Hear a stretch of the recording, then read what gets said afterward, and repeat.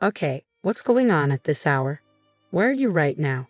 You want to know where I am? I'm on a spa vacation. With Luna? Oh, I see. I found everything out when my husband lied to me.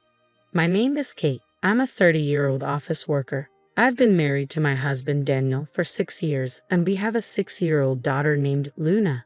We got married during my pregnancy, and Luna is growing up to be a wonderful girl. Mom, I'll help you. Really? Can you roll the hamburger patties like this? Yes, I'll do it. There you go. Oh, Luna, you're so good at this. Here's one for Dad and one for Mom. That's a big one for Daddy. Daddy's had a tough day at work, so he deserves the big one.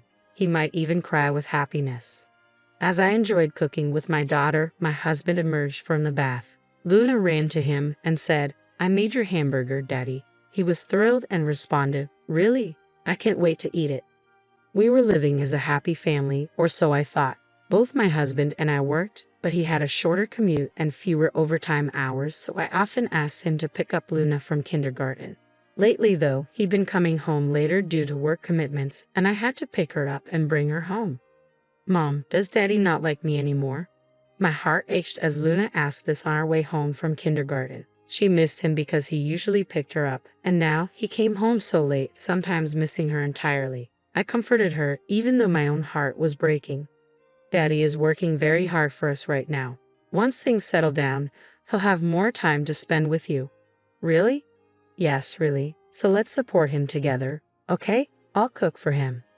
Luna smiled, a truly good girl, and said, "I can't wait until we can eat together as a family again." But as months passed, Daniel's work schedule remained erratic.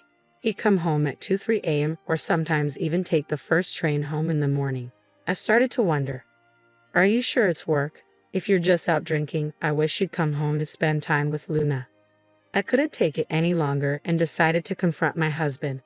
Luna has been left alone by her father for a month, and she looks so sad, I said, trying to express my frustration. But instead of understanding, my husband grew defensive. What's with that tone? I attend company drinking parties for the sake of our family. It's unfair of you to accuse me like that. Whoa, okay, I'm sorry, I replied, feeling a pang of guilt. But you have to understand, Luna is feeling lonely because she hardly gets to play with her dad. My words seemed to hit a nerve. He fell silent and retreated to the bedroom, leaving an awkward silence between us. Soon after, I received notice from work that I needed to go on a short business trip. There were several things I needed to check in person, and it looked like I'd be away for at least one night, possibly two. My first concern was what to do with Luna. My parents lived far away, so it would be challenging for them to come and help. I would have to rely on my husband, but given how busy he'd been lately, I wasn't sure if I could trust him with her. Still, I had no choice but to ask him. I waited up for him to come home, wondering if he had been drinking as usual. By the time he arrived, it was well past midnight, around 3 o'clock, to be exact. The sound of the door unlocking signaled his return. "Welcome home," I greeted him. "Kate, I didn't realize you were still up," he said, clearly surprised to see me waiting. "I stayed up because I wanted to talk to you." "Talk?" He looked taken aback, and I noticed he was visibly drunk, his face flushed. As he took in the situation, he suddenly looked pale. He sat down at the dining table, his gaze fixed on me. "So, what did you want to talk about?" "It's not a big deal," I said, trying to keep my tone calm despite his agitation. "I just wanted to let you know that I have a business trip coming up. It's short notice, but I need to go in 2 weeks on Friday. I would need to stay at least one night, and if there was a lot of work, I might have to extend it to 2 nights.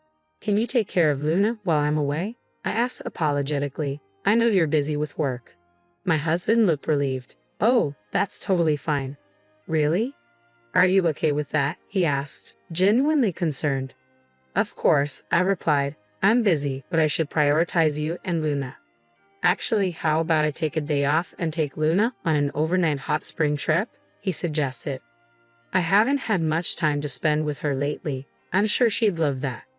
I was relieved to hear him say that. It reassured me that he cared about our family. Until recently, I had been worried about whether he truly valued us, but it seemed my concerns were misplaced. The next morning, as I was taking Luna to kindergarten, I told her the news. "What?" she asked, eyes wide with excitement. "Daddy and I are going on a hot spring trip together. I said. Luna's face lit up with happiness, and seeing her so excited made me happy too. Then came the day of my business trip. It was my first trip since Luna was born, but it went smoother than I had anticipated. The people I met were very organized and had everything ready for me to review. I finished my work by 7 p.m. and thought to myself, if I'm done already, maybe I can go home today. I wasn't sure if I would need to stay one night or two until I assessed the status of my work. I had planned to spend the first night at a manga cafe instead of a hotel to avoid any cancellation fees. With this plan, I could catch the last train home if I managed to get a ticket. I looked forward to a relaxing evening at home if necessary. Hastily, I boarded the train and headed back. I imagined my husband and daughter enjoying a nice meal at the hotel, and the thought of my daughter's happy face eased my mind. I planned to wake up early the next morning, clean the house thoroughly, and surprise them. I arrived home around 11 p.m., wondering why the living room light was still on. I thought maybe my husband had simply forgotten to turn it off. With a critical look, I went inside and was met with a distressing sight. My daughter curled up on the sofa, crying. "Oh, Luna, what's wrong?" "Mommy," she sobbed. "Why are you crying? Where is Daddy?" My husband was nowhere to be seen, and I felt a surge of frustration. I needed to get answers from my daughter. "Daddy left in the morning without me," she explained between tears. "What? What is going on?" I thought, furious at my husband's irrational behavior. I knew I needed to calm Luna down first. I pulled her into a tight hug. "I'm so sorry, sweetie. I know it's hard being alone so late at night."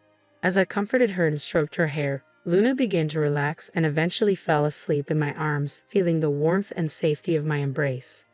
Luna seemed exhausted from the fear and anxiety, so I gently carried her into the bedroom. After settling her in, I went back to the living room and called my husband. "Kate, why are you calling at this hour? Where are you?" "I'm at a spa trip with Luna." "Why are you whispering?" "Luna is already tired and asleep. I don't want to wake her." "Oh, I see. I'm sure she's asleep, but she's not with you, is she?" I realized my husband had lied to me, and though I was close to losing my temper, I managed to stay calm. "How's the trip going?" "We're having so much fun. I wouldn't mind staying another night. The food is great, and the hot springs are wonderful." "Well, why don't you stay another night then?" My husband hesitated, clearly unsure. "But Kate, you'll come home after one night, right?" "I'll be home later than planned. I have a lot of work to do, so I'll need to stay another night. Don't worry about me. Enjoy your trip as long as you like." He didn't question my excuse. "Really? Then I'll extend the stay for one more night."